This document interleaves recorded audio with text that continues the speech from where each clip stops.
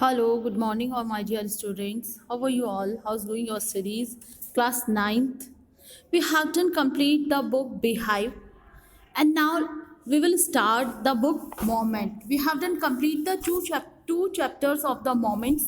हमने book Beehive complete कर ली है और दो चैप्टर्स मोमेंट के हमारे कंप्लीट हो गए और थर्ड चैप्टर जो है आपका ईश्वरम वो आपका डिलीट हो गया है, वो कोर्स से सिलेबस से डिलीट कर दिया है सीबीएसई ने. So now we will start the fourth chapter. Third chapter is cut from the syllabus. Iswaran the story teller is deleted from the syllabus. Now we will start the chapter 4 in the kingdom of fools. It is Kannada folk tale. ये कन्नड़ की folk tale है. And now it is written by the, it is Kannada folktale and it is written by the Ramanujan, A.K. Ramanujan. A.K. Ramanujan ने ये लिखी है. A Kannada folktale from A.K. Ramanujan's folktales from the. Now see, it is believed the chapter number 4 name is in the kingdom of fools. It is believed that fools are so dangerous that only very wise people can manage them. Who are the fools in this story and what happens to them? Let us see the story.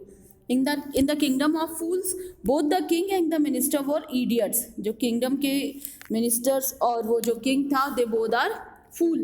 They didn't want to run their things like other kings. So they decided to change their day into night and night into day. So they decided, मतलब जो राज्य के राजा और minister थे वो दोनों बहुत बड़े मूर्ख थे. They didn't want to run their things like other kings. वो दूसरे राज्यों की तरह अपना राज्य नहीं चलाना चाहते थे. So they decided to change their night into day and day into night. इसीलिए उन्होंने ये निश्चित किया था कि वो अपने रात को दिन की तरह और दिन को रात की तरह स्पेंड करेंगे. So they changed their night into day and day into night.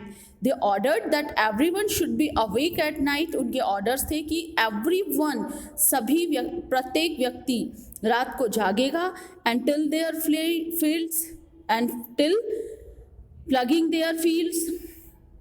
They want to operate day like night and night like day. So उन्होंने डिसाइड किया कि वो रात को ही अपने खेत जुताई करेंगे, ploughing their fields, run their business only after dark. अपना बिजनेस स्टार्ट करेंगे अंधेरा होने पर. And go to the bed as soon as the sun came up and they will sleep in the day time. When the sun will rise they will go to bed. जब सूरज उगेगा तो वो सोने जाएंगे. Anyone who disobeyed would be punished with death. और जो भी इसे follow, anyone who will not follow the order they will be punished with death. और जो भी इन ऑर्डर्स को फॉलो नहीं करेगा, डिसोबे करेगा, उन्हें डेथ का पनिशमेंट दिया जाएगा. The people did as they were told for fear of death. So the people have to do according to the rules and regulation of the kingdom because they were fear of death. उन्हें वैसा ही करना पड़ रहा था जैसा कि राजा ने declare किया था, क्योंकि उन्हें उनकी जो पनिशमेंट था वो भी डेथ था. मूर्खों के राज्य में राज्य और मंत्री दोनों ही मूर्ख थे और दूसरे राज्यों की तरह वो चलाना नहीं चाहते थे. और उन्हें बता रखा था जो कोई आदेश नहीं मानेगा उसे मृत्यु दंड दिया जाएगा. लोगों ने मौत के भय से आदेश का कहने अनुसार उसे फॉलो करना शुरू कर दिया.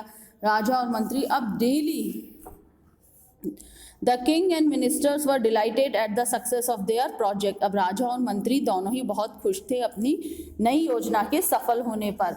और राज्य और मंत्री अपनी कार्य योजना की सफलता पर काफ़ी प्रसन्न थे. One day a guru and his disciple arrived in the city.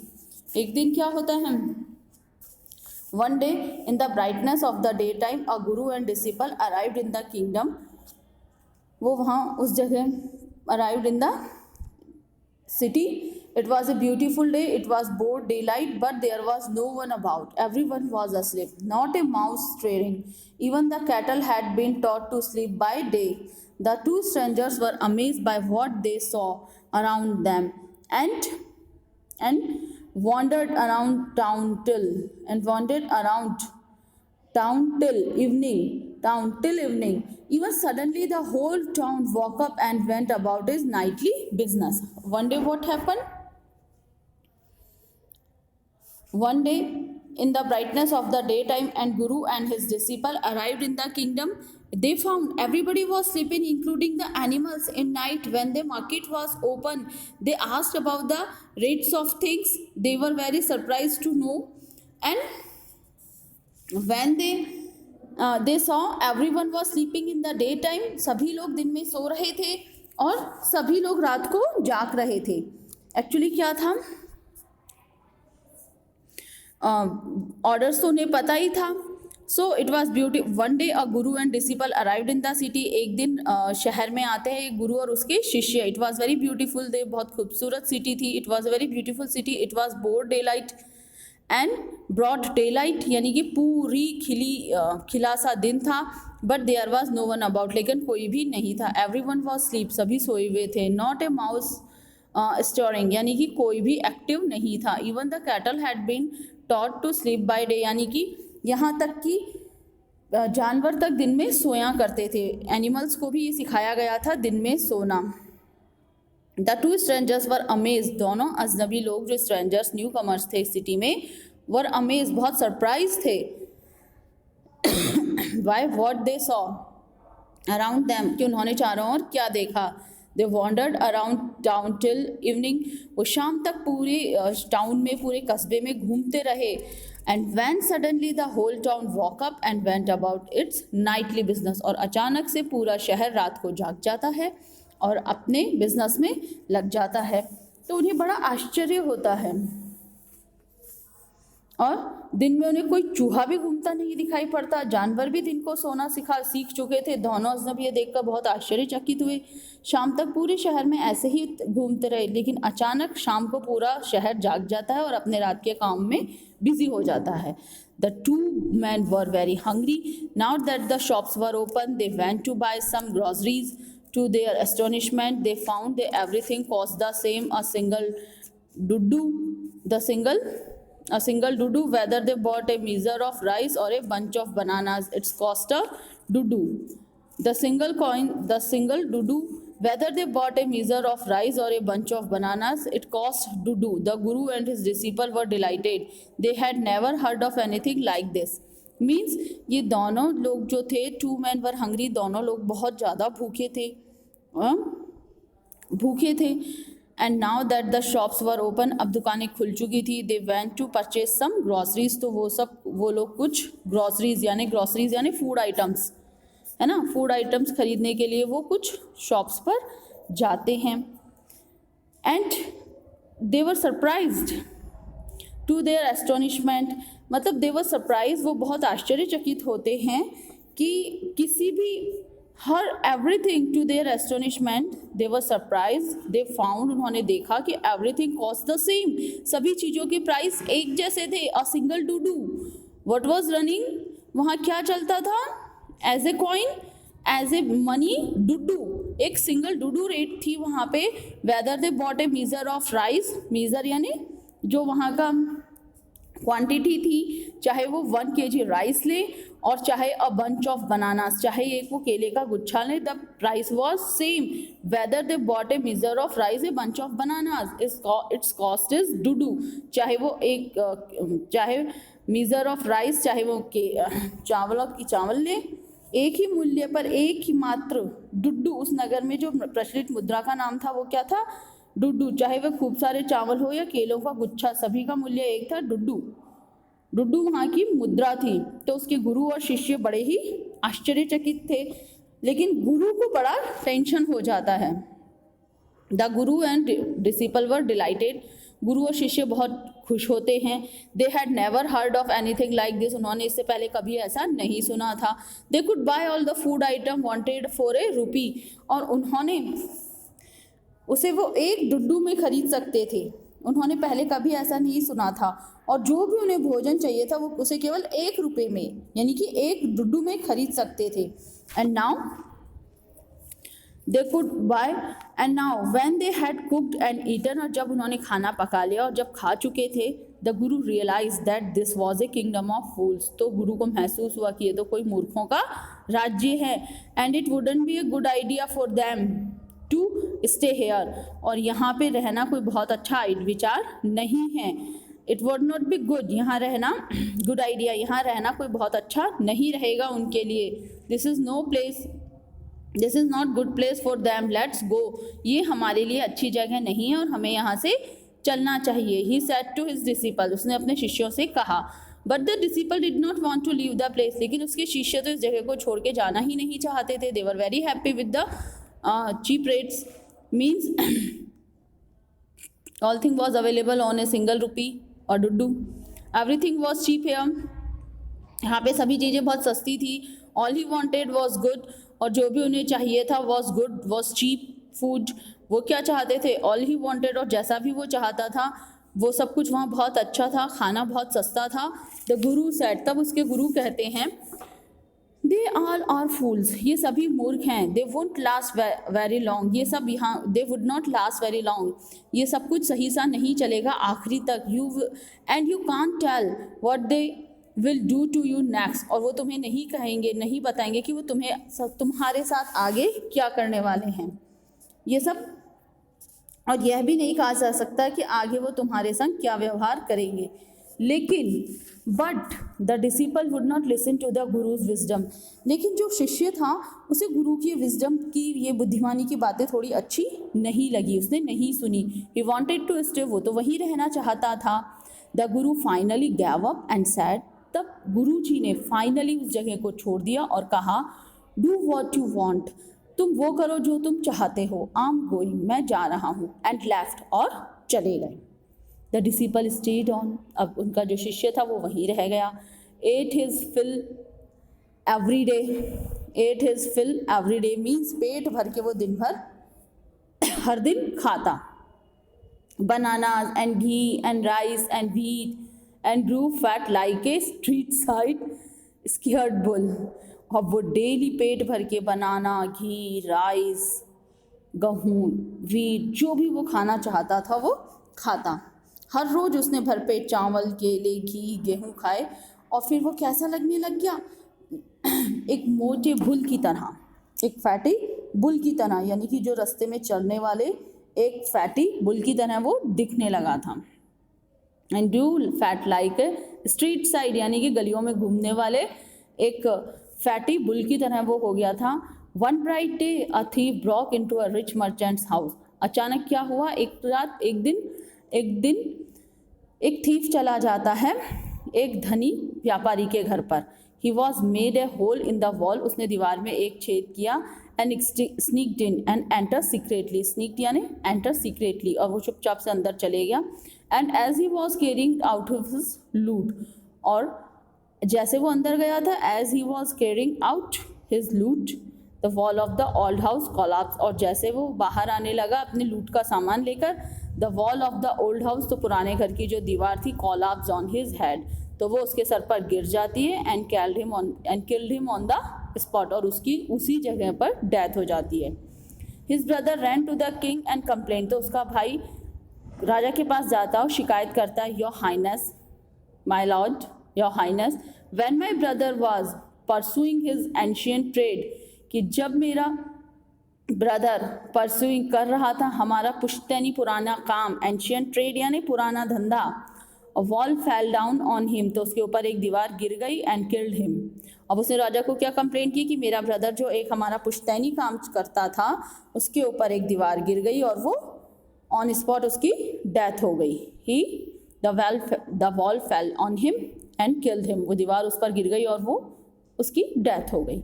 This merchant is to blame, ये उसने व्यापारी पर एक ब्लेम किया, इल्ज़ाम लगाया। He punish the wrongdoer and the compensate the family of the injustice. You must punish the wrongdoer, तुम इस गलत कार्य को करने वाले को punish they, and compensate the family for this injustice, और तुम उसकी भाई की फैमिली के संग न्याय करें। The king said, justice will be done. King कहते हैं न्याय ज़रूर होगा, डोंट वरी, चिंता ना करें। And at once summon the owner of the house, और जो घर के मालिक थे उनको एक समन भेजा गया, यानी कि राजा का फरमान जो होता है वो, समन यानी राजकीय फरमान जो होते हैं वो भेजे गए, और उन्होंने घर के मालिक को बुलवाया। तो means we can understand what is type of story and what happen. तो देखिए फिर क्या होता है। When the merchant arrived, जब व्यापारी पहुंचता है, the king questioned him, what's your name? तो किंग उनसे पूछते हैं तुम्हारा नाम क्या है, tell your name, such and such your highness, this and this your highness, were you at home when the dead man burgled your house? Yes my lord, he broke in the and wall was weak, it fell on him. Yes my, and the accused pleads guilty, your wall killed this man's brother. अब king उसे कह रहे हैं, अब देखिए एक तो चोर गया था घर पे चोरी करने, अब होता क्या है, the king assured the thief brother to get justice. First the merchant was called and he blamed the bricklayer.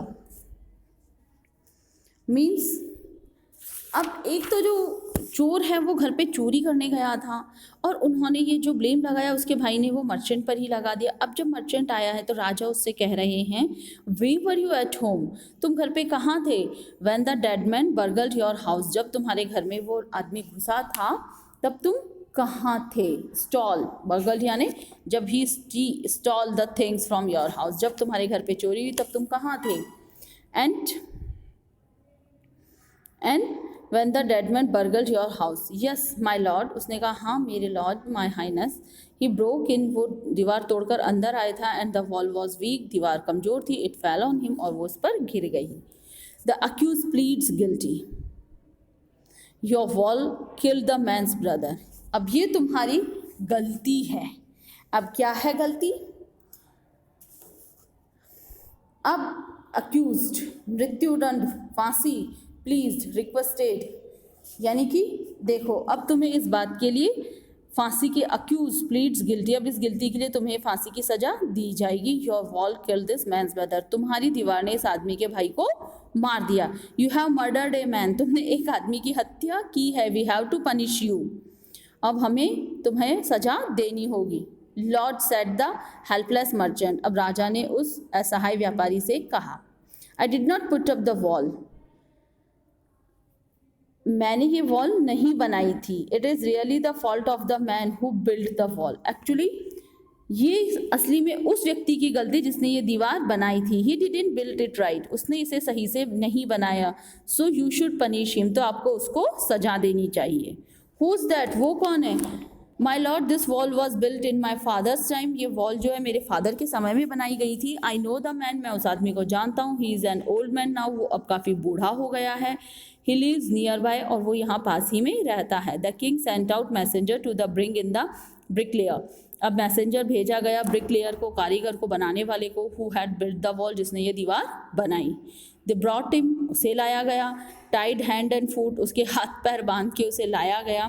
And you there did you build this means walls in his father's time, उनसे lord ने पूछा, king ने पूछा, क्या तुमने इनके father के time में इनके घर की दीवार बनाई थी। He replied, yes my lord, I did. हाँ राजन, मैंने ही बनवाई थी। What kind of wall is this that you built? किस तरह की दीवार थी जो तुमने ये बनाई। It has fallen on a poor man, ये एक गरीब आदमी पे गिर गई। And killed him, और वो मर गया। You have murdered him, अब इसके मौत के जिम्मेदार कौन हो, तुम। कारीगर से जो हैं, जो ब्रिकलेयर है, उसे कहा जा रहा है कि तुम इसके लिए जिम्मेदार हो। We have to punish you by death, अब हमें तुम्हें मृत्युदंड देना होगा। बाय डेथ, डेथ की सज़ा। Before the king could order the execution, इससे पहले वो फांसी की सज़ा दे पाता, एक्सक्यूशन मृत्युदंड। The poor bricklayer pleaded, poor bricklayer जो कारीगर था, जो दीवार बनाने वाला था, उसने उनसे रिक्वेस्ट की, प्लीज़ लिसन टू मी, एक बार आप मेरी पुकार सुनिए। Before you give me your orders, इससे पहले कि आप मुझे ऑर्डर करें। It's true I build this wall, ये सच है कि मैंने ये दीवार बनाई।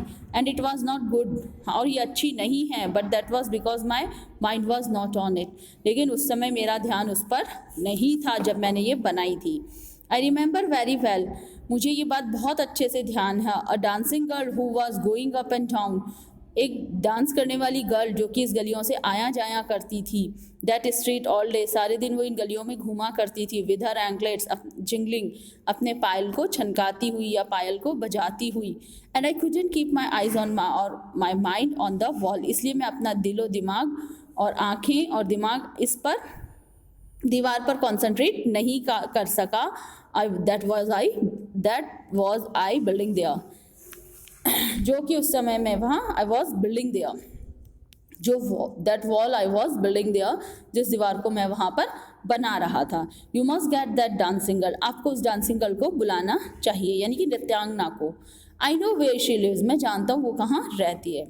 Then replies, king reply, you are right, तुम सही हो।